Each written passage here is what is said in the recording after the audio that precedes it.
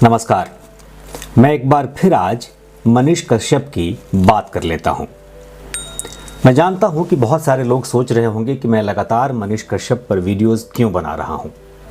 दरअसल कुछ सवाल ऐसे हैं जिनको जानना ज़रूरी है और कुछ मेरे भी सवाल हैं जो आप लोगों से या प्रशासन से या सरकार से अनुत्तरित हैं, इसलिए हमने सोचा कि एक और वीडियो इस पर बनाया जाए।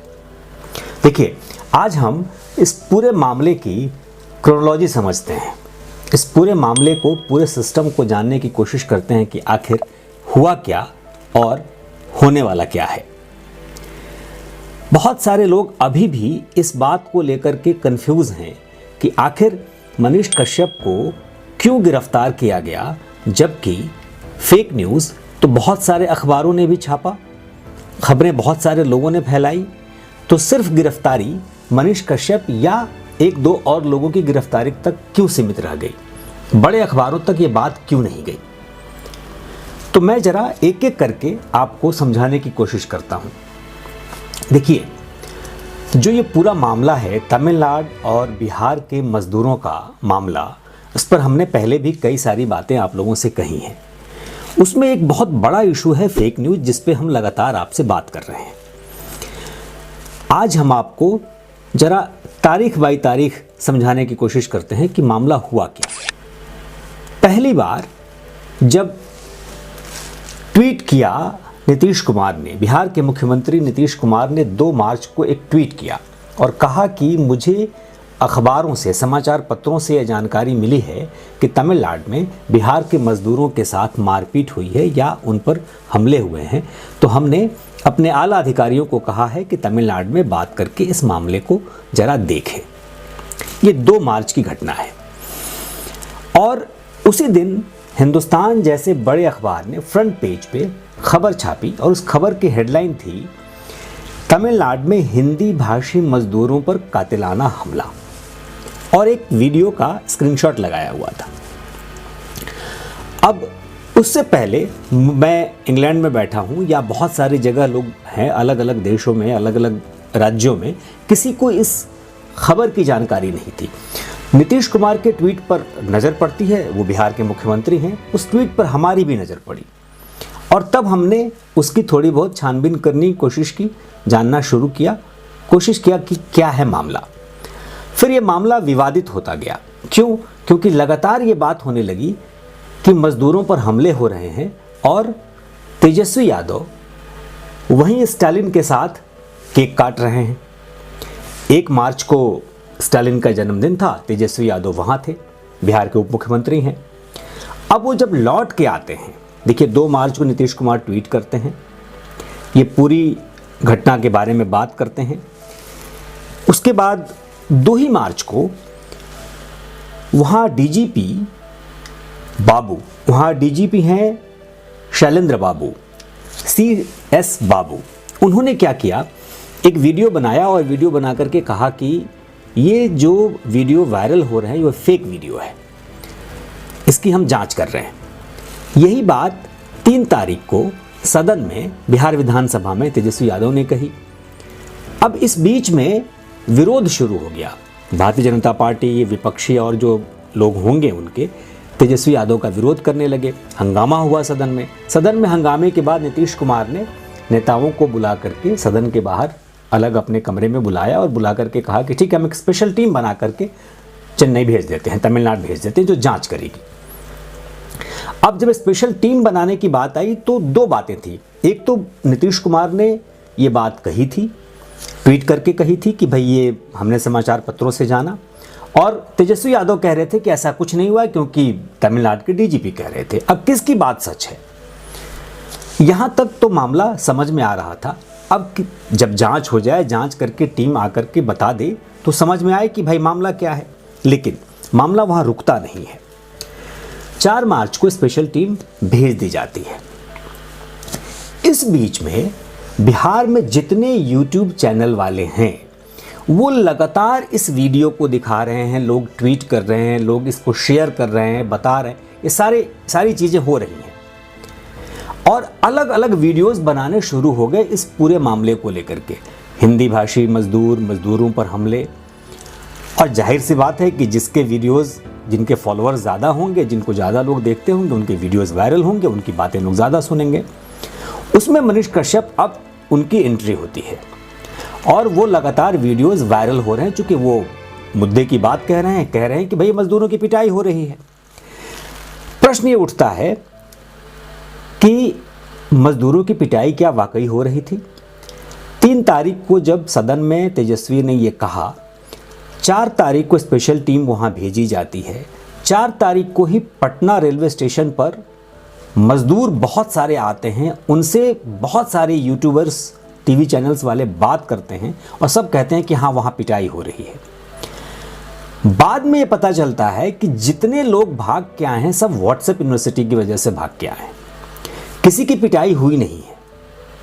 इस बीच में कुछ वीडियोस और आने लगते हैं, मजदूरों के रोते हुए, उनके डरते हुए कि भाई हमारे साथ समस्या हो रही है, बहुत सारी वीडियोस। और ये पुलिस ने जब बाद में एफआईआर दर्ज किया, पुलिस ने 6 तारीख को एफआईआर दर्ज किया, तब कहा कि ये वीडियोस टोटल 30 से 40 वीडियोस हैं जो इस तरीके के फेक वीडियोस वायरल किए गए। ट्रेन से लोग आ रहे हैं। अब मनीष कश्यप इस मामले को लगातार उठा करके तेजस्वी पर हमलावर हैं।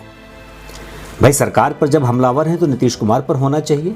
तेजस्वी पर हमलावर होने के साथ साथ इसमें बहुत सारी विपक्षी पार्टियां आ गई, पप्पू यादव आ गए, बहुत सारे लोग ट्वीट कर रहे हैं और कश्यप पहुंच जाते हैं तमिलनाडु, चेन्नई।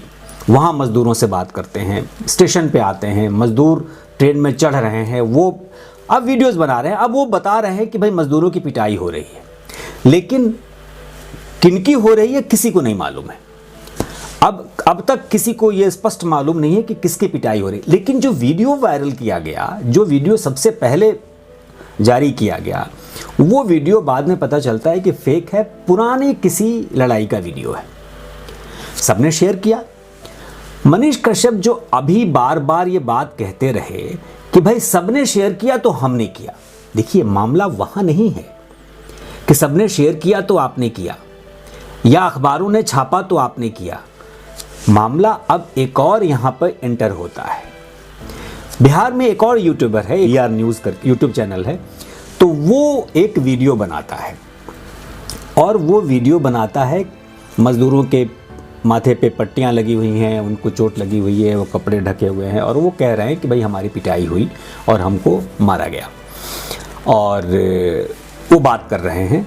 और वो वीडियो के स्क्रीनशॉट लगा करके ट्विटर पर मनीष कश्यप शेयर करते हैं। पहले वो वीडियो शेयर करते हैं, फिर वो ट्विटर पे उनके स्क्रीनशॉट शेयर करते हैं और कहते हैं कि देखिए भाई मजदूरों की पिटाई हो रही है। दरअसल जब ये मामला बढ़ा तो वो जो BR जो चैनल है यूट्यूब का, उसने वहाँ पे एक डिस्क्लेमर लगा दिया कि हमने ये वीडियो मनोरंजन के लिए बनाया है। अब ये मनीष कश्यप ने पहले देखा था या नहीं देखा था, ये तो वही जाने। फिर जांच का विषय ये भी है कि उस BR ने ये वीडियो पहले बना करके डालने के बाद में इस पे लिखा कि ये मनोरंजन के लिए है या पहले से ही लिखा हुआ था, ये भी जांच का विषय है और ये इस पे पुलिस जांच कर रही होगी। अब घटना देखिए आगे बढ़ती है। 6 तारीख को पुलिस FIR करती है। FIR करती है 4 लोगों पर, अमन कुमार रविदास, राकेश तिवारी, मनीष कश्यप और युवराज प्रताप सिंह। 4 लोगों पर पुलिस FIR करती है, जिसमें से एक व्यक्ति अमन कुमार रविदास को 6 तारीख को वीडियो वायरल करने के जुर्म में जमुई से गिरफ्तार किया जाता है। वो मेन कल्प्रिट है, पहला व्यक्ति जिसने पुराना वीडियो वायरल किया था। 7 तारीख को ताम्बरम में, तमिलनाडु में एक मजदूर को गिरफ्तार किया जाता है, मनोज यादव को, जो झारखंड का मजदूर है। उसने वीडियो बना करके बताया था रोते हुए कि भाई हमको बहुत कष्ट है, हमको पीटा जा रहा है, हमको मारा जा रहा है। जब पुलिस उसको गिरफ्तार करती है तो मालूम हुआ उसने कहा कि पब्लिसिटी के लिए हमने ऐसा किया।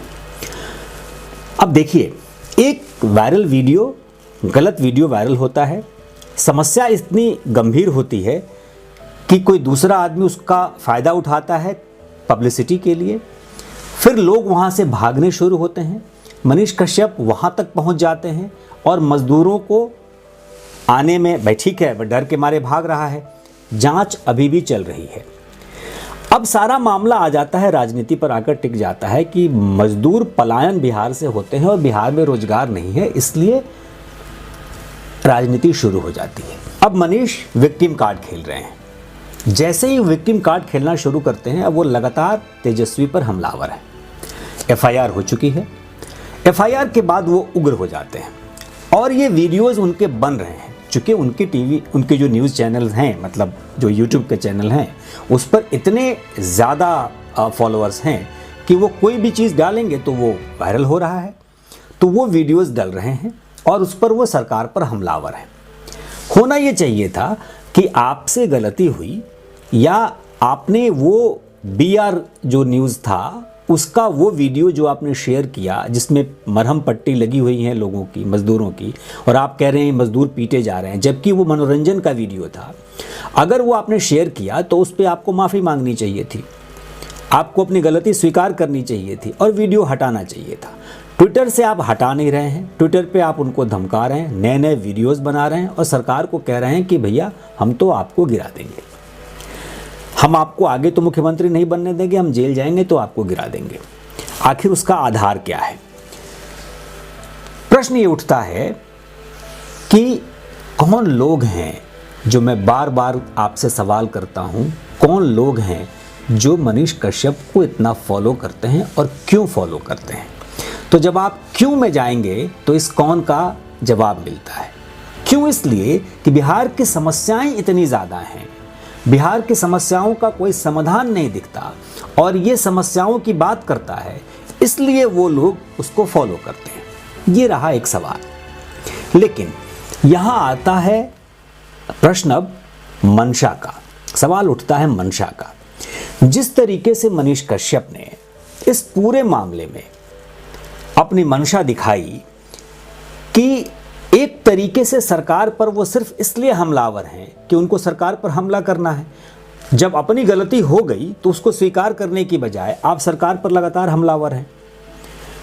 तो सरकार पर लगातार हमलावर हैं तो मैं मनीष, जब जिस किसी दिन भी ये वीडियो देखेंगे, मनीष से मेरा ये सवाल है कि आखिर जब आप एक बार गलत करके या गलत तरीके से वीडियो बनाकर, ये अपराध है, ये क्राइम है।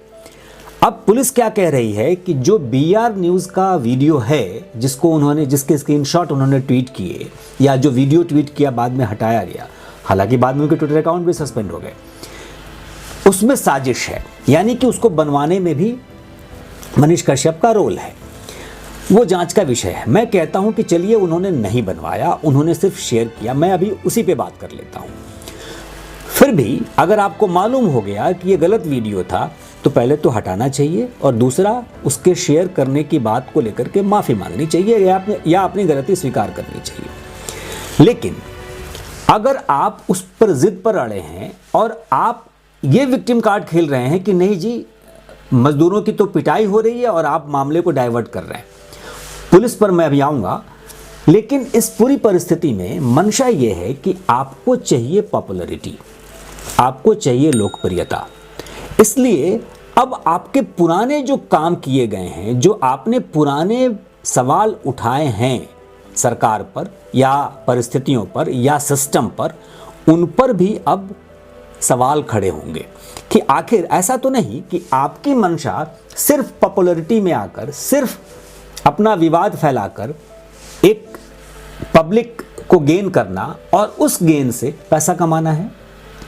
क्योंकि जाहिर सी बात है कि जितने वीडियोस आपके देखे जाएंगे आप उस हिसाब से आपको पैसे मिलेंगे। तो आप सिर्फ पैसा कमाने के लिए आप गलत चीज़ें भी परोस रहे हैं या पब्लिक को अपना बताने की जो कोशिश है आपकी, हो सकता है आप सही कर रहे हो उस वक्त, ये तो गलत ही किया है आपने, लेकिन अब आपके उस काम पर भी सवाल उठने शुरू होंगे कि आखिर मंशा क्या है। इसलिए जब किसी भी समय ये वीडियो मनीष कश्यप देखें तो इस सवाल को अपने मन से, अपने दिल से इस सवाल का जवाब ढूंढें। और आप लोग भी जो देख रहे हैं, इसमें आप बात को समझिए कि किसी भी व्यक्ति का समर्थन या किसी भी व्यक्ति का विरोध बिना पूरा मामले को जाने नहीं होना चाहिए। मैं पहले दिन से एक बात कह रहा हूँ, फेक न्यूज़ के खिलाफ देश में कोई कानून नहीं है जिसका सब लाभ उठाते हैं। दूसरी बात कि आखिर वो कौन लोग हैं और क्यों मनीष कश्यप को फॉलो करते हैं। तीसरी बात, वो पत्रकार नहीं है, यूट्यूबर, पत्रकार और एक्टिविस्ट का फ़र्क समझिए। और चौथी बात कि पुलिस भी पुराने मामले में जब मनीष कश्यप को गिरफ्तार करती है तो पहले पुलिस कहाँ सोई थी, पहले पुलिस क्या कर रही थी, उसकी भी मंशा पर सवाल उठते हैं। क्योंकि बिहार सरकार के तमाम मंत्री मनीष कश्यप को इस घटना से ठीक पहले तक इंटरव्यू देते रहे, अपने चैम्बर में बिठा करके, सचिवालय में बुला करके। तो जब मंत्री लोग उस वक्त इंटरव्यू दे रहे हैं जब मामले उन पर दर्ज हैं, तो इसका मतलब है कि आपकी भी मंशा ठीक नहीं है।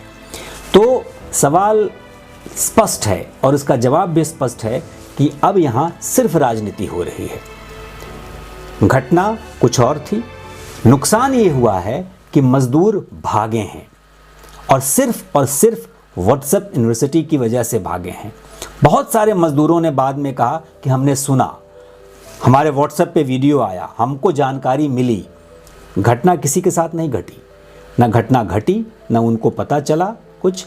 उन्होंने सुना और सुनी सुनाई बातों पर उनका पूरा सिस्टम बिगड़ गया। तो अफवाह फैलाना एक अपराध है, एक जुर्म है, एक बहुत बड़ा गुनाह है और इसकी सज़ा तो मिलनी चाहिए। लेकिन बिहार की पुलिस की तत्परता जिस तरीके से मनीष कश्यप को पुराने मामले में कुरेद कर गिरफ्तार करने की हुई, उसी तरीके से अगर दूसरे मामले में भी हो तो बिहार की परिस्थिति थोड़ी बदल जाए। और पुराने मामले को तब कुरेदा गया जब नीतीश कुमार को छोड़कर मनीष कश्यप ने तेजस्वी यादव को टारगेट किया। तेजस्वी यादव के खिलाफ अगर राजनीति करनी है तो मनीष कश्यप को सिर्फ राजनीति में आना चाहिए, मोहरा नहीं बनना चाहिए। और तेजस्वी यादव को भी समझना चाहिए कि मामला कितना गंभीर है और किस तरीके से हैंडल किया जाना चाहिए। देखिए, मैंने एक किताब बिहार के पिछले 30-32 सालों पर मैंने लिखा है। जब 30 साल बिहार के हुए थे पिछले लालू यादव और नीतीश कुमार के शासन के, तो मैंने किताब लिखी गांधी मैदान। आप लोगों ने पढ़ी होगी, कुछ लोगों ने, और जिन्होंने नहीं पढ़ी होगी पढ़िएगा। 30 सालों में बिहार की क्या स्थिति है, क्या अच्छा हुआ है, क्या बुरा हुआ है, उसका एक लेखा जोखा हमने रखा है। बहुत सारी चीज़ों पर मौजूदा सरकार से मेरे मतभेद हो सकते हैं और होंगे, इसलिए होंगे क्योंकि अगर वो बेहतर काम नहीं करेगी तो होंगे मतभेद। लेकिन इस मामले पर सिर्फ इस वजह से अपने एजेंडा को सेट करने के लिए अगर कोई व्यक्ति सरकार को टारगेट करता है या तेजस्वी को टारगेट करता है तो उसको सही नहीं ठहराया जा सकता। इसलिए मैंने सोचा कि एक वीडियो और आप लोगों के साथ शेयर करूं। अगर मेरे सवालों से आप लोगों को लगा होगा कि जब मैं जवाब दे रहा हूं तो शायद आपके सवालों के जवाब मिल रहे होंगे। सुनिएगा गौर से और सोचिएगा इस पूरी क्रोनोलॉजी को कि समस्या कहां कहां से कैसे कैसे उठकर यहाँ तक पहुँची है। अब मनीष गिरफ्तार हैं, उन पर कार्रवाइयाँ शुरू हुई हैं, कब तक बाहर आएंगे नहीं पता, क्योंकि जब देश में उप मुख्यमंत्री मनीष सिसोदिया गिरफ्तार होकर पता नहीं चल रहा है कब निकलेंगे, तो मनीष कश्यप का क्या पता। जब सरकार चाहेगी और कानूनी अड़चन में जब फंसाया जाएगा तो समस्या तो होगी, और पुराने कई मामले हैं, जब खुलेंगे तो समस्या और होगी। इसलिए इस पूरे मामले को इस तरीके से समझिए कि किसी भी व्यक्ति का अंध विरोध नहीं होना चाहिए और किसी भी व्यक्ति का अंध समर्थन नहीं होना चाहिए। पत्रकारिता भले ही लोगों को डिग्री से नहीं आती हो, लेकिन उसकी ट्रेनिंग की बहुत ज़रूरत है। पत्रकार अगर सिर्फ 50 रुपये के माइक आईडी लेकर के लोग बनने लगे तो ऐसी ही घटनाएं होती रहेंगी। इसलिए सरकार को इस पर भी सख्त कानून की ज़रूरत है, बनाना होगा। सरकार को इस पर कदम बढ़ाना होगा, क्योंकि यहाँ भी एक सख्त कानून की ज़रूरत है। नमस्कार।